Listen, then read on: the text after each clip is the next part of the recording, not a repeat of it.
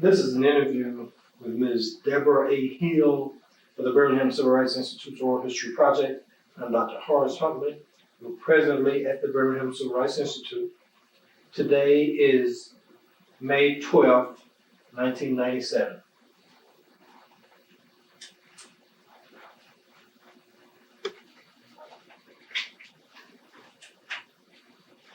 Ms. Hill, I would like to thank you for taking time out of your schedules, coming all the way from Cleveland to sit and talk with us today about Birmingham and your growing up here.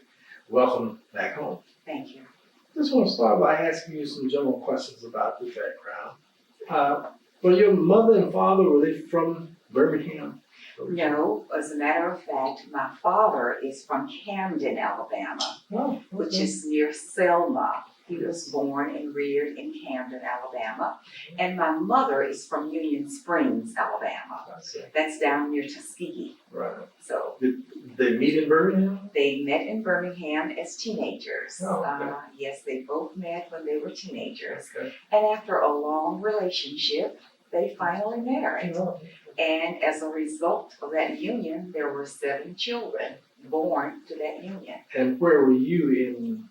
I am the 5th child. You know, I'm that middle child, and there's a lot that has been written about that middle child. Absolutely. I've always been that child that marched to the beat of a different drummer, Oh, as everyone in okay. the family can attest to. Right. So I'm in the middle, Right. and from a very good family, a very loving family. Our parents showed us a lot of love, and they nurtured us, and they encouraged us as children. As a matter of fact, all 7 of us graduated from 7 different colleges. That's it. And, you know, we were all able to attend college, which I felt was very fortunate. What about your parents' educational background? My parents only went as far as high school. As a matter of fact, my father only went as far as elementary school. My mother did attend Parker High School. That's it. But education was something that was always highly valued in my family. And we were all encouraged to aspire to higher things. Growing up, as I had mentioned to you earlier, that my oldest sister graduated from Tuskegee Institute. And I remember being in the 2nd grade at council school in Inslee when she graduated. And I remember as a family, all of us going to her graduation ceremony. So you remember that occasion? Remember it very well, like it was yesterday, because I had never been on a college campus before. And as a little girl, being on a college campus and being with the college girls, it made me feel so big and so grown up. And, you know, and the girls were taking me all over the campus. And of course, they were all telling me that when I graduated from high school, of course, I would be attending Tuskegee. And I believed that. And having returned from that, coming back to council school, and my 2nd grade teacher had me to stand before the class to explain to them where I had been that previous weekend and about all of the excitement that had been generated about my having gone down to Tuskegee. So I knew from that I always wanted to attend college. That made quite an impression upon you. After having sisters and brothers ahead of me who had attended college, it was just a normal progressive stage in my life that I always knew. So where did you attend? I finally attended Knoxville College in Knoxville, Tennessee, a Presbyterian college. Right. And those were 4 wonderful years there, some of the best years of my life.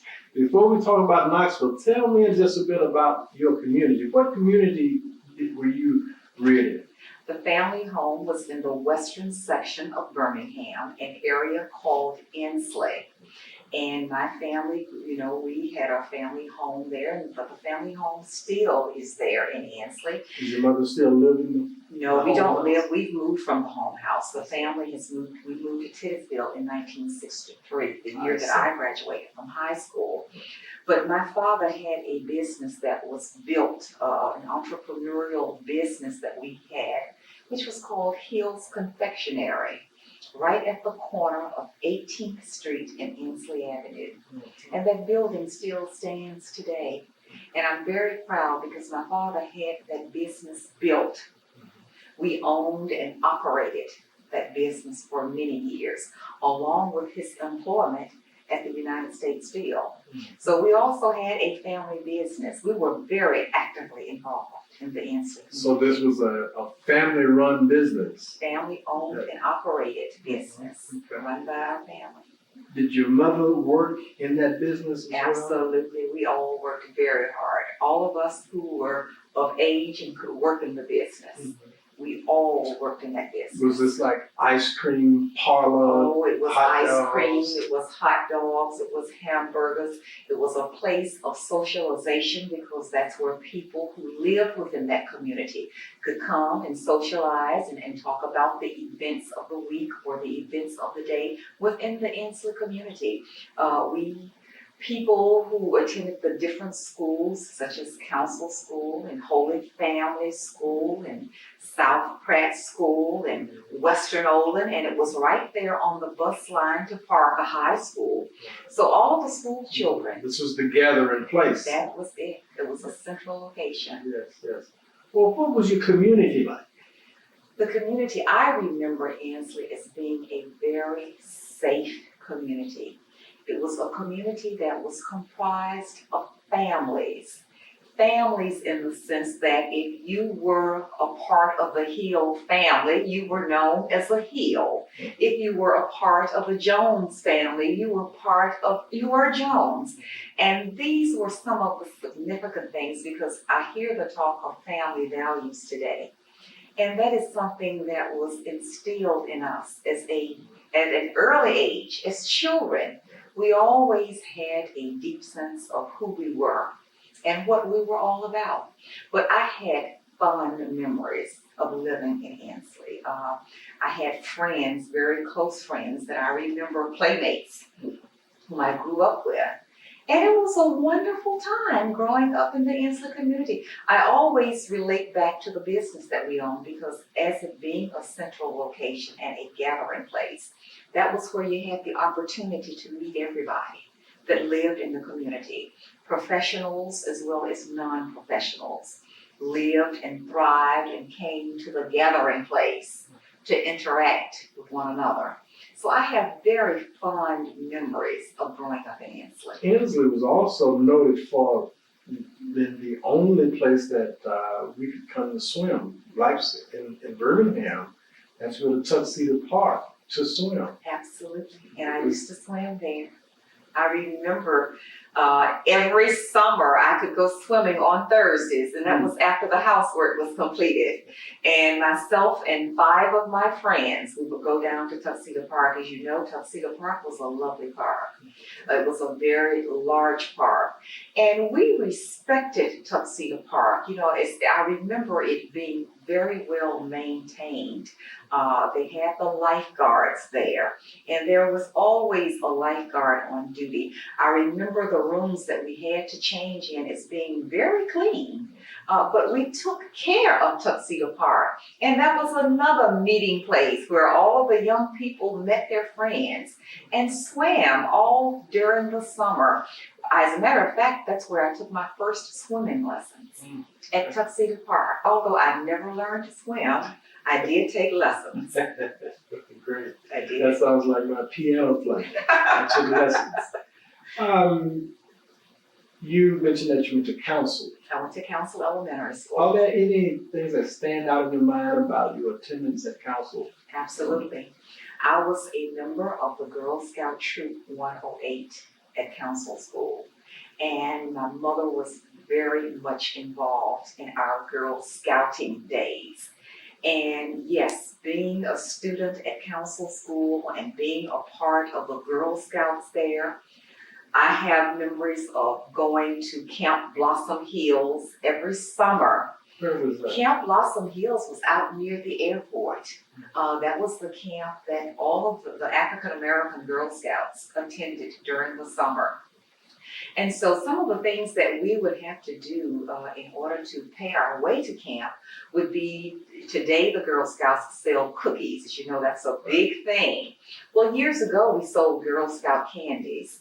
And my mother was always helpful enough to help me sell my candies. So I could go to camp for at least 2 weeks and it was always paid for. But that started out at council school, and I had very fond memories and wholesome memories of going to camp, and that meant going away from home for 2 weeks every summer, and just learning skills and learning things that has helped me in my adult life of just going away and being independent and being on one's own. What about extracurricular activities at council? The extracurricular activities that I was involved in, you mentioned piano playing. I was a pianist. Well, I guess I was a pianist. They tell me I was a pianist. I enjoyed music. As well as playing the piano and taking music lessons, I was also in the marching band at council school. What instrument? I played the bells, and I also played the drums, the percussions. And I really enjoyed them because this was something that I practiced, I worked at every day.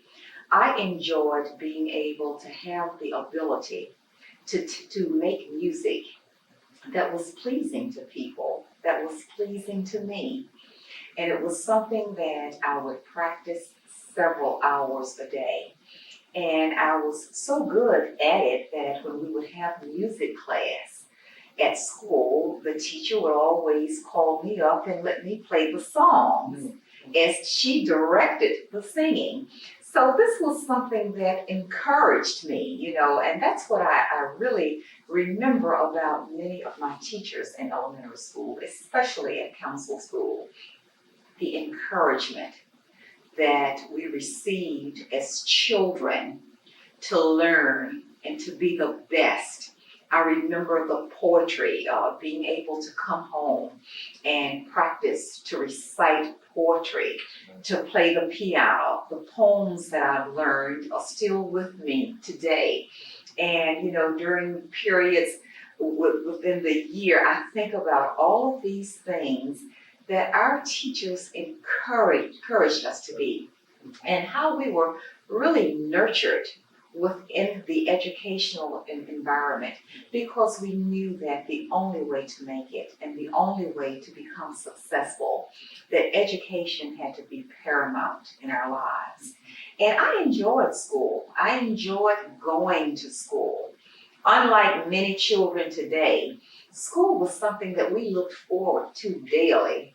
Looked forward in the sense that your clothes were school ready, your shoes were school ready. School was a place of learning and fun and activity. So council school was a very good school. I think that we had very good leadership at that time.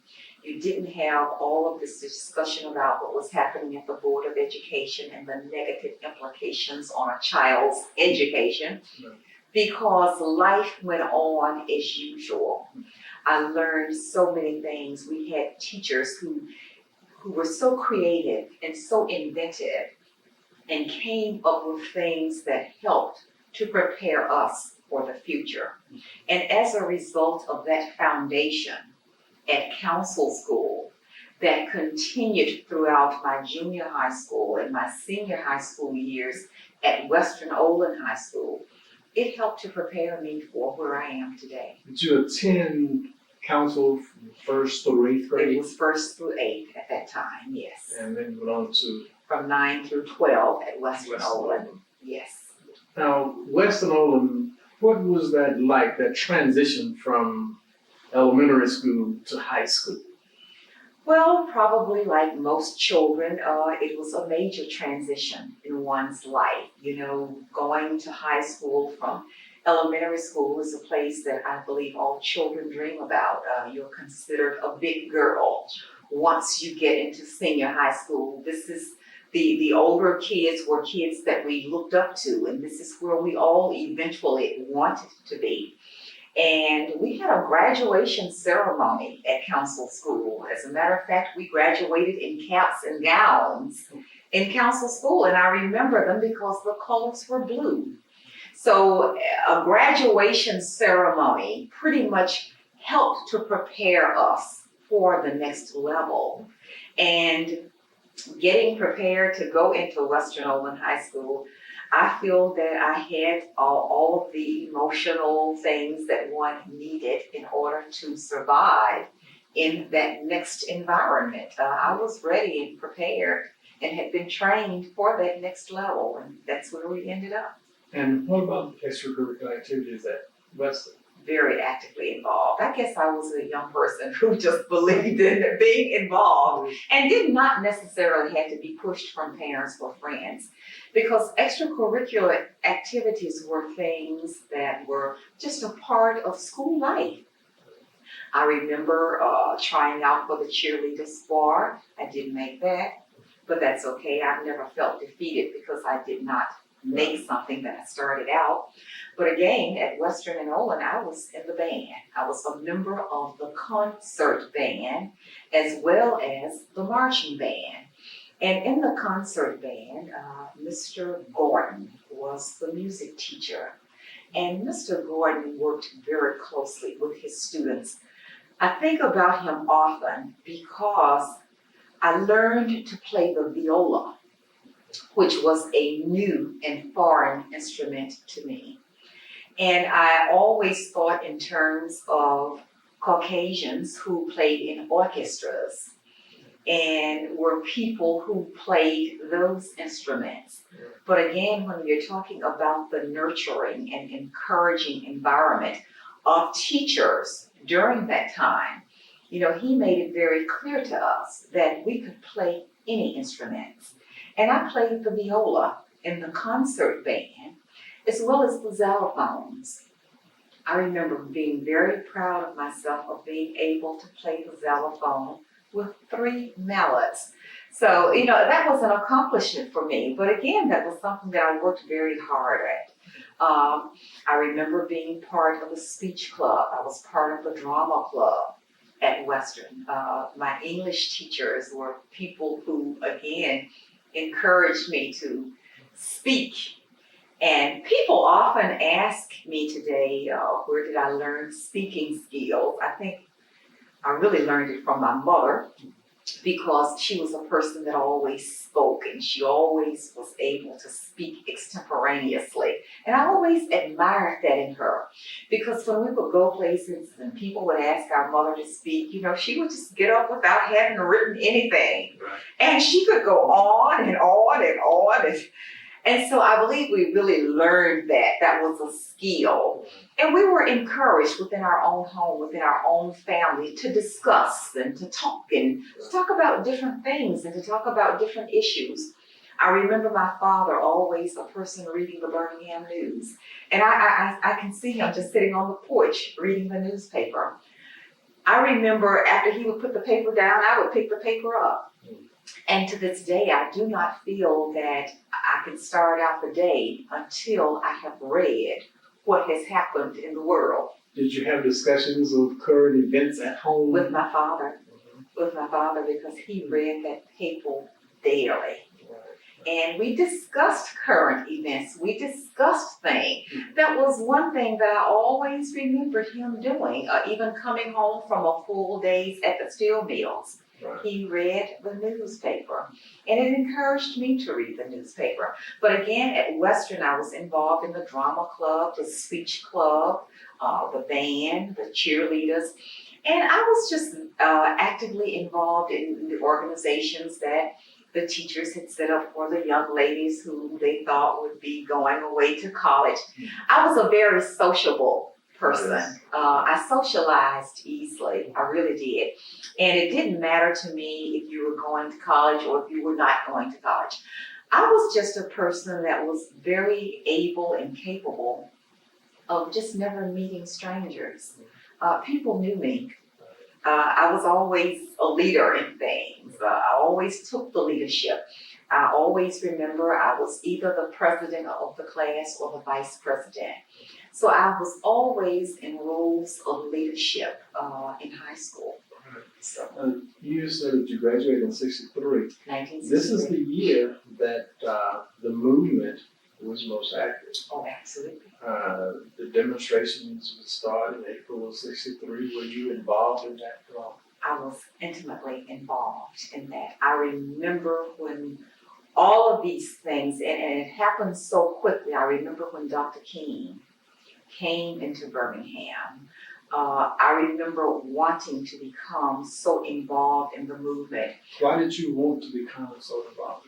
because as a young child, I remember both my parents having to take a test to vote. I remember them discussing the having to pay poll taxes. And it was like, I felt that it was so unfair that you had to take a test as a citizen of this country in order to have the right to vote. This was something that I refused that I would have to do. And when the movement came along about civil rights and equal rights for all Americans, I felt that this was something that I was going to be a part of. This was just another aspect in my life that I was going to be a part about bringing about positive change within the Birmingham system. How did you get involved? I remember talking about, there was talk that Dr. King was going to be at one of the churches. And as a student, some of my friends, we had decided that we were going to be at that church. I don't quite remember which particular church, but I do know that there were several churches of note that Dr. King would speak at. And it was during a time that his brother was the pastor of the First Baptist Church in Inslee. Right. Was the meeting that you attended initially, was it in Inslee? I believe it was because I could walk to the meeting, so it had to have been in my community. So it was up at the First Baptist Church.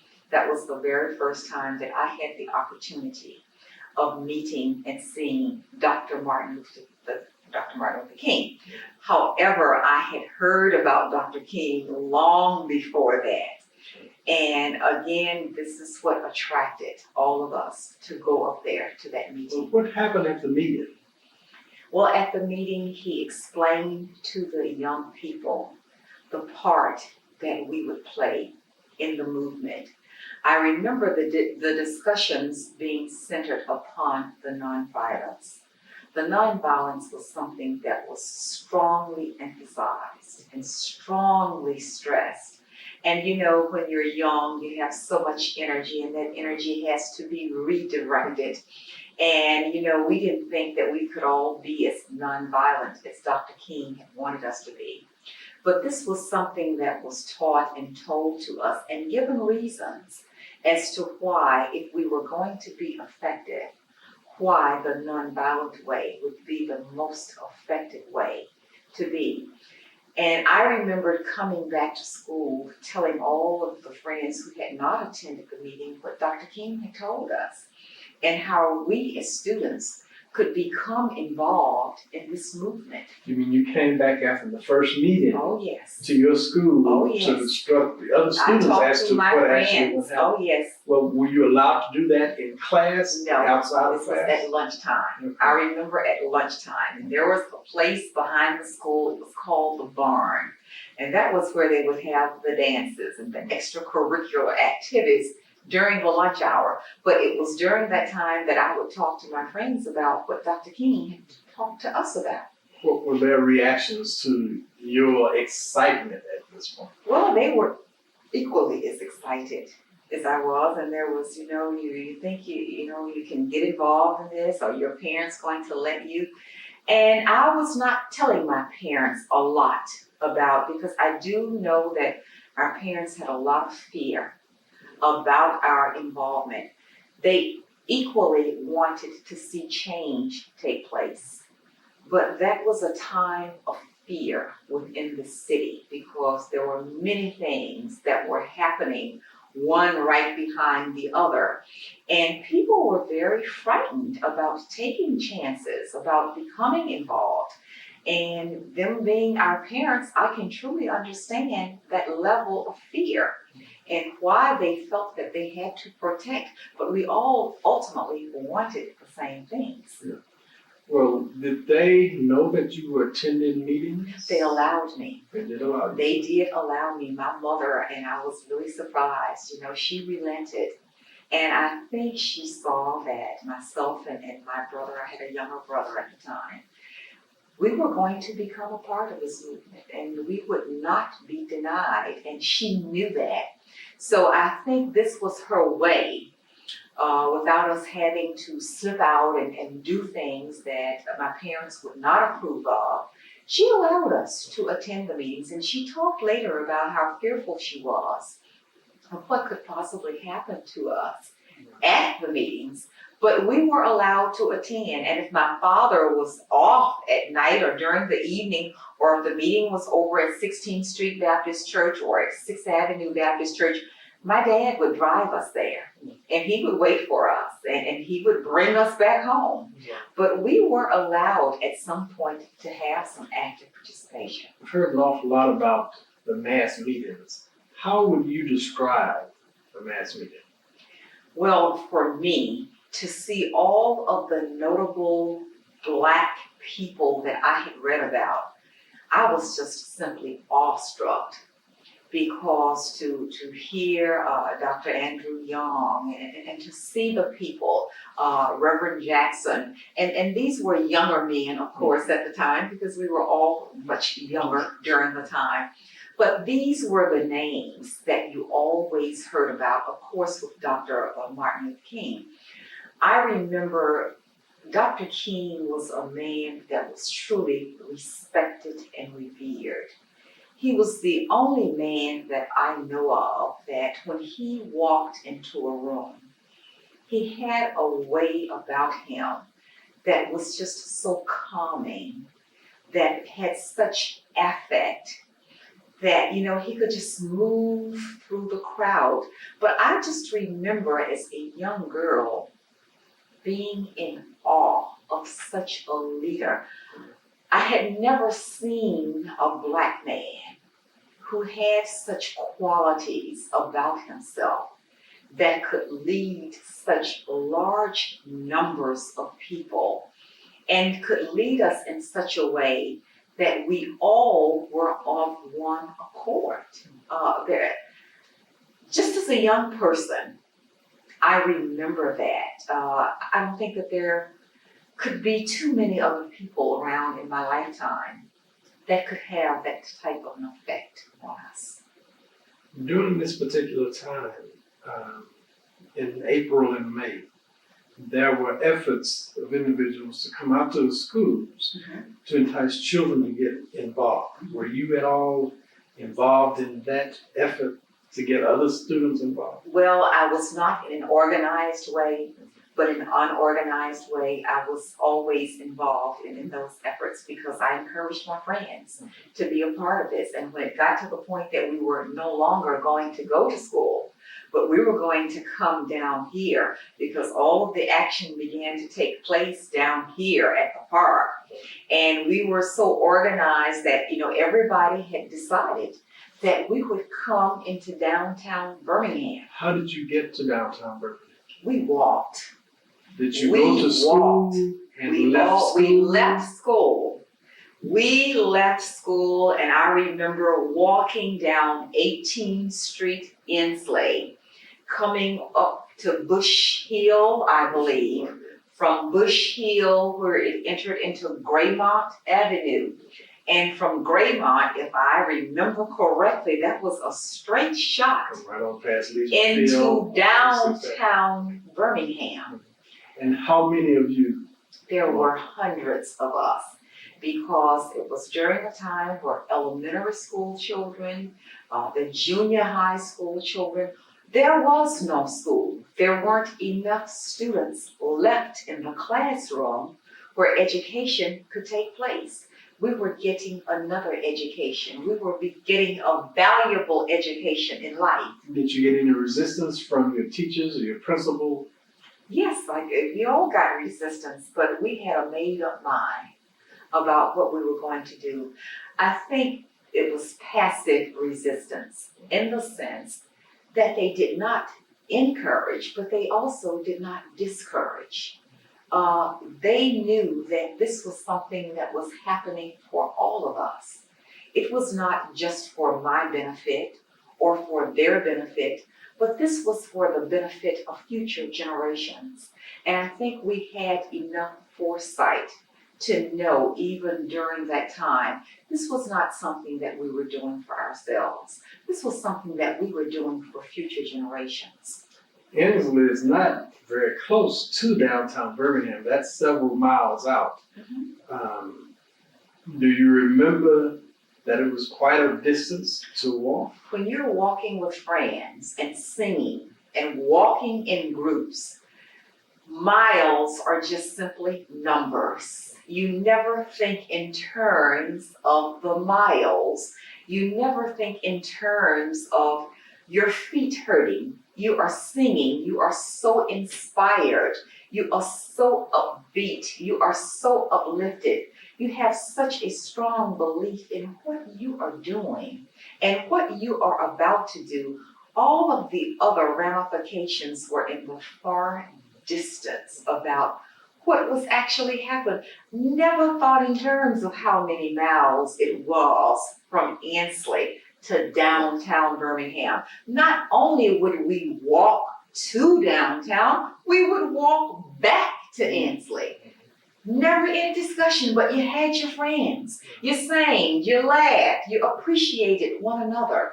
That was the inspiration. That was the encouragement. That was all we needed. That was all we had. What happened when you arrived downtown?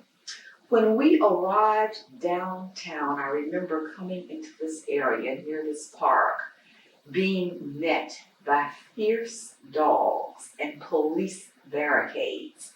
I think about that often because, when you think about how policemen are trained to deal in crowds today, that was unheard of in the 60s. Our policemen were not trained. There was no training at that time in any police department, in any city in the United States about how to contain and deal with large numbers of people.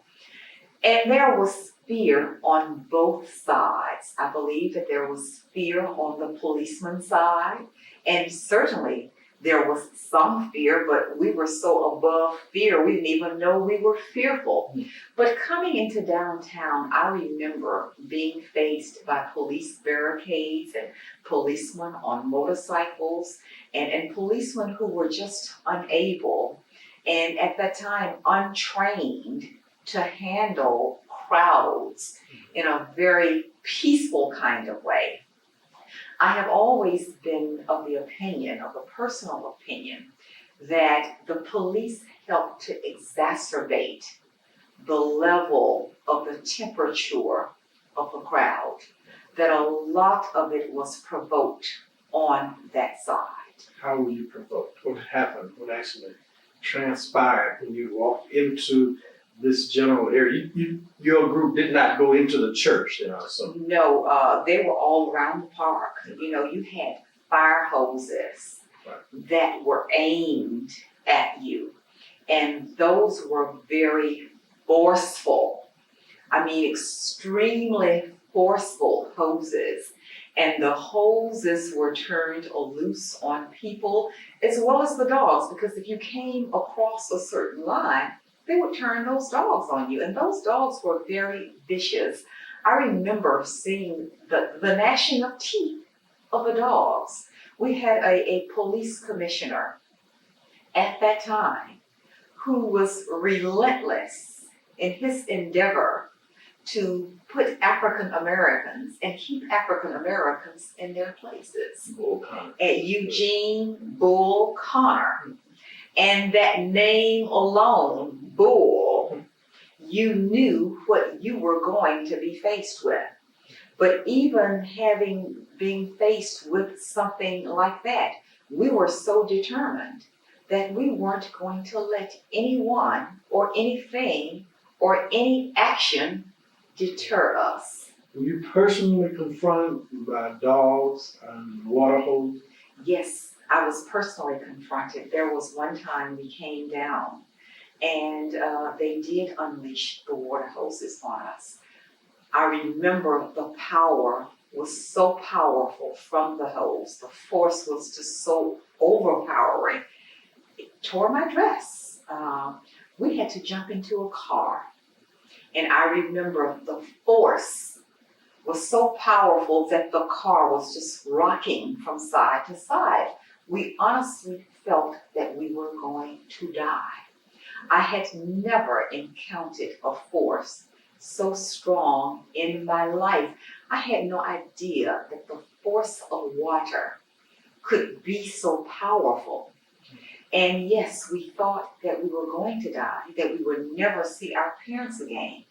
And I remember one of the young ladies panicking in the car, and she jumped up because our thing was if we held our heads down and they didn't see us, that they would change the direction of the hose from us to someone else, and we would be able to get out of the car and eventually get away. But she panicked, and we had to probably slap her back to reality to get her back. But she just knew she was going to die. And you never know what you're going to do until you are faced in a situation such as that. And for many, many years, I had kept that in the recesses of my own mind because it was such dangerous times. I believe that was the closest time that I really came to what I felt that I would die. Were you or any of your friends arrested that day? None of my friends were ever arrested. We were on our way. I do remember one time we were on our way downtown to be arrested, and my mother and father got word that we were in the group, and my father came out in his car, and my mother was with him.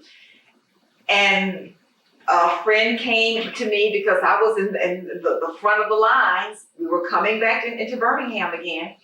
And I was told that my mother was inquiring, and she was looking for myself and my brother because we had determined that we were going to go to jail. And she had gotten wind of that. And she was just so fearful of what would happen. So my dad was in the car. My mother had gotten out of the car, and she was roaming through the crowds.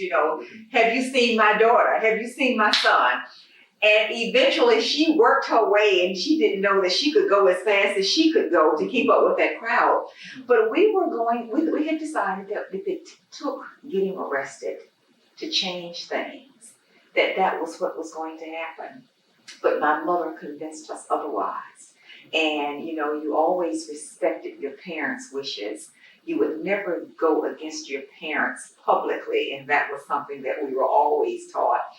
And she convinced us, and she was really near tears about us being arrested, and she did not want this for us. The two of you. So They took you back home? They took us back home that day, and I really felt that, this was something that I felt so strongly about, but she always knew that I did feel strongly. How did you feel about not being allowed to continue? I felt badly that day. And she said that we could still remain a part of the movement. But she was so fearful that, just like most parents, that something would happen to us if we were to be arrested, because it was during the time that the jails were filling quickly. The jails were running over. I remember people being locked up over at the Fair Park. That was where they were having to take people and lock them up. But, she knew that, we were going to be involved, that we were going to continue. This did not dampen our interest in any way. It just convinced us more that this was something that we were going to be a part of. What was the reception like once you got back to school after you had been involved in the demonstrations? Well, the reception, I thought it was very positive. Because again, we were involved in a movement, and this was a movement. This was not my movement or your movement or their movement. This was our movement. And we all felt that we were on equal footing, and that we were all finally doing something for ourselves. We felt very good about that. I think it helped us to build more character. It helped us to build more integrity. It helped us to see ourselves as leaders, even during that time. I was looked upon as a leader. I was looked upon as a young lady who had some very strong leadership skills.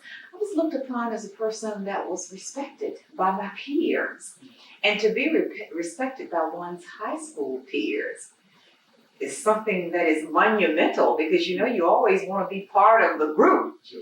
But to be kind of elevated a step above, everybody, all of my peers knew that I was involved, and that never diminished one's level of respect. But there was a whole different respect that one had for you. They really did look to you as a leader of the class, as a leader of the group, as a leader of the school. Do you remember the night that 80 King's home was bombed? Oh, do I remember it. I remember it so well because it was very hot and humid that night, that whole day. Our summers, this was summers before air conditioning. People did not have the luxuries of air conditioning. People enjoyed sitting on their porches late into the evenings, as a matter of fact, because it was so hot. The fans could never give you the comfortable air that one needed in order to get a decent night's sleep. And I remember we were sitting out on our porch, my entire family, and people were walking down the streets, going places, just walking to keep cool. And it was later in the night, probably around 11 o'clock, 12 o'clock, and we had all gone inside, and we were all asleep in my home. Everybody in the family, we were all asleep. And all of a sudden, there was this massive sonic boom. Well, actually, we thought something had happened at the steel mills. We thought that something had happened. We knew the force from the bomb was so strong that it shook the foundation of my family's home. I mean, you could just How feel far away force. did you live from the church? This was the home. This was about 7, 8 blocks away. But the force of the bomb was so strong. And I remember all of us jumping out of bed because, again, we thought something had happened at the steel mills. And we felt that whatever it was something that perhaps we were going to have to leave and go and run for our safety. Well, it was right after that our phone rang. And my mother was informed that a bomb had just gone off at Dr. King's brother's home. And it was right at that time that we all put on our clothes because we wanted to go down because people were going, multitudes of people had heard about what had happened, that everybody was headed in that direction to make sure that everyone was okay, that no one was killed as a result of the bombs. By that time, you had sirens, police cars, fire trucks, everything. And I mean, people were literally running that night down there because we really thought that there surely had been a death as a result of the bombing of the King home. Well, when we got down there, a mini riot broke out because the police were there again, and people were beginning to feel incensed that they were not there to protect us as citizens. And the people were on the verge of rioting. But before that happened, I believe several other bombs went off that same night at the Gaston Motel. Right. So we were in a state of flux. No one knew what was going to happen. Was there fear?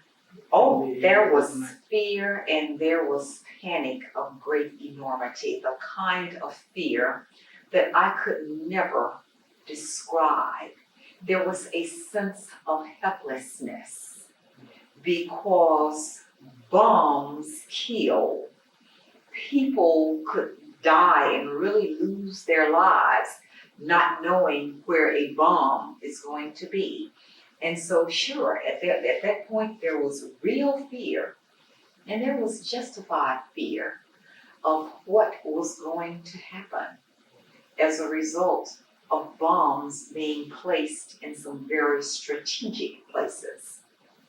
You were a senior in high school, so did you go off to school that fall? Yes, I did. So then in September, you then would have been in Knoxville. I was in Knoxville. So you were not here then on 16th Street Baptist. Well, let me tell you, on September 15th, 1963, that was the day that my parents were carrying me to Knoxville College. That was a Sunday. I remember it. My brother, my father, and my mother.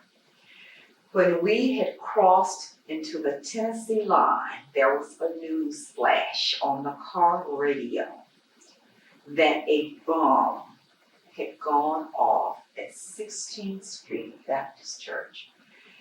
We became so disconcerted in that car that day because I think my dad, he didn't know whether he should turn around or whether he should keep going. I mean, we had my trunk and everything that one takes off to college and the suitcases in the back of the trunk to go away, but I was just in a state of panic because thinking that things. Would you like me to start over? It's just continuing. You're saying that you didn't know whether you wanted to turn around. We didn't know whether we wanted to turn around or keep going. Right. Because when we heard of 4 little girls that had been killed in that church, I knew the seriousness of what could possibly happen to my parents driving back from Tennessee back into Alabama that night. Again, it was during a time where you had a state of siege of people. It was a very dangerous climate. It was a very fearful climate. Both whites and blacks alike did not know what to expect as a result of the bombing of the 16th Street Baptist Church. But to go even further, I knew one of the little girls that was killed in that bomb blast, the little Robinson girl. Did you know that day? Yes, because we were told, who had died in the bombs. And Mrs. Robinson, who was one of my elementary school teachers at Council School. And I remember her daughter as a little girl coming to the school with her mother sometimes. So I knew this little girl. It was so close and personal to me. It was not a situation that happened that was so far removed from people I knew and places that I had been. This was an intimate part of my life. It dealt with people that I knew, people who had taught me, a little girl whom I had seen and I had known. So I felt very closely, personally tied to that bombing. So did you all continue on We to Knoxville? continued on. My parents continued on because we always felt that whatever happened to us in life, that you must continue on. My parents always said, they will not always be with us, but we had to continue on. We could not let tragedies deter us or stop us in life. You still must go on. This is what we have been prepared for, to go on in life and to move on with our lives. What was the transition like from high school then to Knoxville College? Oh, I was excited. I was an excited teenager, ready to go off to college because, as I had mentioned to you earlier, all of my sisters and brothers, older than myself, had gone away to college. And I had gone up to the colleges that they had attended. And I remember when they had pledged sororities and fraternities, I would be able to go up to these activities. So college was a very exciting time for me. It was a very frightening time because I had never actually been away from home for any long periods of time. And I remember my father having this conversation with me that Saturday night before I left. He called me in, and I believe this was his last talk that he felt that he was having with me, and all of the things that they had taught us. He had hoped that I would value these things because I would be away on my own finally. And they had taught me many things of how to take care of myself and how to look out for myself. And he always told me never to take any wooden nickels from anyone. And I remember him saying, when you come back, you probably will never be living, in this house again. You will have graduated from college and you will be on your own and living someplace. You may live here, you may not live here, but you will be on your own. And all the things that we tried to teach you, we hope that you remember of how to take care of yourself. You're still our daughter and you're still always a part of the family and you will always be welcome back here.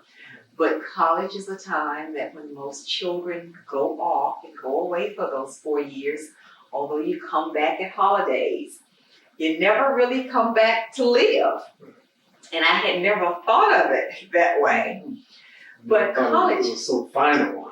Yeah, because home was always home. This was where I lived. I lived here. This is where my friends knew I lived. This was the home house, and I always felt comfortable because this was the refuge that I knew and that I still know today, that I can come back to when I need to have my batteries recharged, when I need to be energized.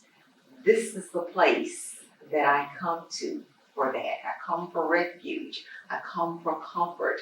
I come for inspiring. I come for encouragement. So I've always known that I could come back there. And my dad always let me know that this is always home, but you probably will not be living here again. So yes, college was an exciting time. I was very nervous because college is a lot different from high school. You have your high school friends that you've left behind, and you've gone on to meet other young people who have also come from my same city, but we didn't know I didn't know each other because we were all from different schools. There was myself from Western Olin High School. There were people from Ullman. There were people from Parker High School. There were people from some of the Catholic schools here, Holy Family. So people, that they came from everywhere. So I had to jump right in and learn to make friends. From stage one, I had to start all over again. But again, me being the person that I am, and always again, never afraid to meet people and never afraid to meet new girls, I always introduced myself, and within 2 weeks, everybody within my dormitory knew me. And I had my friends, I had my posse, so to speak, and these were girls that, because I think in college everybody runs in groups, I know you do, and we were friends the entire 4 years. These are the people that you eat with in the cafeteria. These are people that they wait for you, you wait for them, you do things together. So you build your niche, you carve that niche out your first year. And these are women who are still friends of mine. We have a strong bond between us. We still get together periodically and discuss our college days and where we are in life and where we've always aspired to be and where we saw ourselves. We always had a larger vision of ourselves throughout college.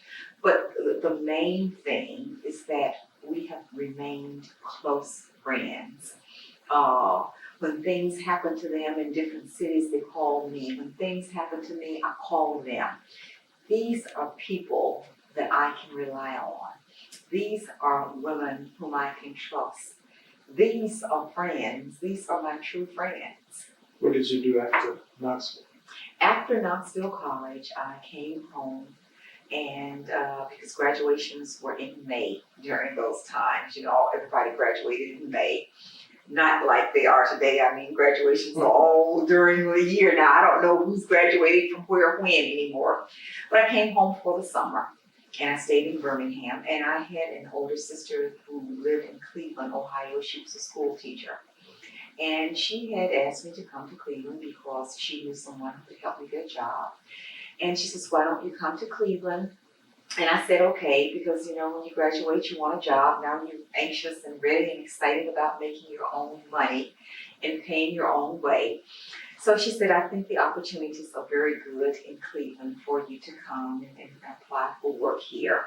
And I said, well, why not? I'll go to Cleveland with the intent of just being in Cleveland 1 year. And that was 20-some years ago, and I'm still in Cleveland. My sister and her husband have since retired and have moved back to Alabama. So that is one reason why I say I would never follow anyone anyplace else. It would be my decision and my decision alone as to where I will go and where will I be and how long I will stay. But after graduation, I went to Cleveland, Ohio, and I worked in different capacities. What was your major at college? My major at Knoxville College was sociology. That was my undergraduate major. What was your first job? My first job was a social worker at the Department of Human Services there in Cleveland. And I was a social worker working with families. And after I worked on that job for several years, I decided that I would go back to graduate school because I always wanted to get my master's degree and get some further training and education in the area of social work. And then I decided that I wanted to go to Case Western Reserve University. And again, my family supported me wholeheartedly. They knew that I would no longer be employed, that I would have to be getting some help from home again. And my dad was very, able and capable of helping me financially. But it was a situation where my job paid for me to go back to school to get my master's. And I had a commitment to come back and work for them for 2 years. And after that commitment, I could go on and do something else. But I decided to stay there because there was some room for upward mobility for myself. And in doing that, I have done many things within the organization. Right now, I'm very actively involved. I'm the chairperson of the cultural diversity, which, as you know, cultural diversity is a big thing within work organizations and work groups. So I'm the chairperson of cultural diversity at my particular agency, along with my responsibilities of being a supervisor of other social workers. What is your agency? The agency is the Department of Human Services, Cuyahoga County in Cleveland, Ohio. So you then made a place for you in the world of social work. I believe so. I'm a lecturer of self-esteem out of the Mandel School of Applied Social Sciences at Case Western Reserve. I do self-esteem seminars around the city. So I'm very actively involved in things. My speaking engagements along with my work commitment keeps me extremely busy. What role do you think your early days in Birmingham has played in your overall development? I feel that Birmingham played a major role because it prepared me for things that I had no idea that I would ever be involved in. But the leadership that I acquired in Birmingham has been the same leadership skills that has continued to take me forward into bigger and better things. And I always think of the writer that stated, if it appears that I can see the future, it's because I have stood on the backs of giants. And I have been fortunate enough to stand on the backs of giants. My parents, my family, my teachers, my friends, my minister, everyone that I have been connected with were the giants that has helped to prepare me for the future. And I still feel that there are bigger and better things that are waiting for me in the future. And I feel fortunate in that I know that I am prepared for any challenges that awaits me in the year 2000, in 1998, come what may.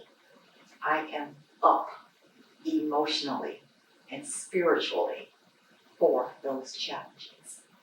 So I want to thank you for taking time out of your schedule. I know you're home to see your parents and your family, and you taking out a couple hours a day, and we certainly appreciate it.